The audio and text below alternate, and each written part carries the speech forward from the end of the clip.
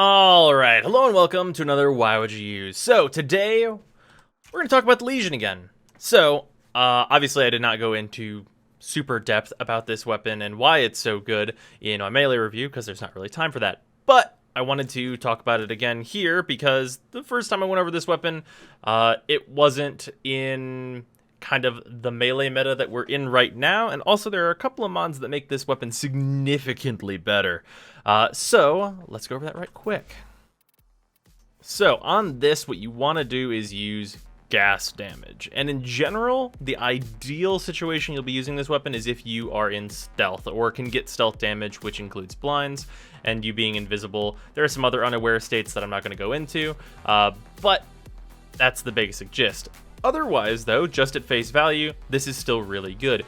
This is one of the weapons that can utilize Condition Overload to great effect because you're getting gas procs and slash procs, both of which have damage over time with gas inflicting toxin, and then slash lasting for a while, of course.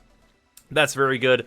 Pretty high status on this weapon with these two dual stat mods and Drift and Contact. Fever Strike is there so you can add even more toxin damage into your gas damage for obvious reasons. Prime Fury because this weapon is, while it's pretty fast just in general, speeding up even a little bit more helps a lot because you want to get as many statuses as you can. And then Life Strike for survivability. Life Strike here is like easily replaceable with a pretty wide variety of things. Prime Reach is a good choice. Prime Reach is especially good if you're in stealth, but of course that does require Forma, just because you can hit more enemies while you're in stealth, and then you proc gas on a larger area of enemies, and then gas is an AoE, and then that does, it's a chain reaction of super death, basically. So we're going to show a couple of things with this. The first, we're just going to do our basic test, which is going to be absolutely trivial for this weapon, for obvious reasons. The one main downside to the Lesion, and this is true of a lot of weapons, is that it doesn't have momentum, but its damage is generally good enough where that ceases to matter. And we're just going to plot through these guys. And like I said, this is a build that is meant for stealth because gas damage is significantly less effective when you're not under stealth, but it will cease to matter too much.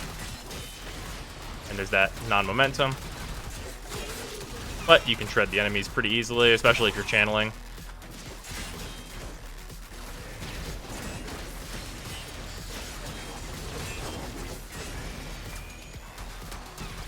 And you can just overpower and just stack a lot of slash damage, which is incredibly good, and then gas damage, which is more ticks. Your gas damage here is not as good because the interaction that gas has with stealth attacks is what makes gas so good.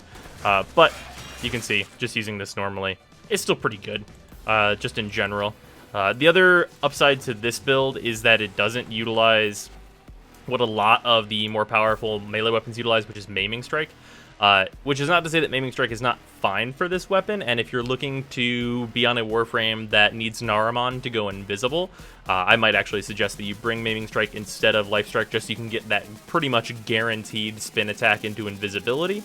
But in general, in the testing that I've done, I found that doing a spin attack build with this is generally a bit less effective than doing a condition overload build. And a little bit of that has to do with the reach of your spin attack as compared to being able to meter your distance to enemies whenever you're invisible, which we'll see a little bit. Also, because I'm going to start showing weapons in their kind of ideal scenario, we will have this Loki, who will be showing the stealth damage, which there's a kind of different bar that stealth damage needs to meet. And I have kind of decided that that is going to be 5 Corrupted Heavy Gunner Eximus at the highest level I can test at. Because that's, if you're using stealth, if you're planning to use Naramon, if you're planning to use gas and stealth, if you're doing that stuff, if all of those things that need to be done come to a head, you should be able to kill these enemies fairly easily. So that's why this test is what it is.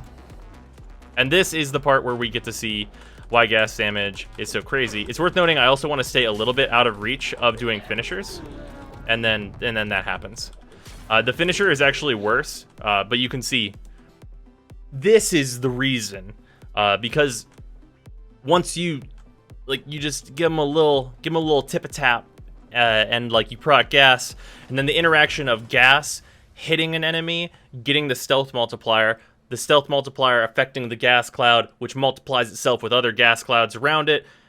As far as I understand it, it's a very strange interaction, but basically gas damage just keeps getting higher as it sits on enemies whenever you're in stealth.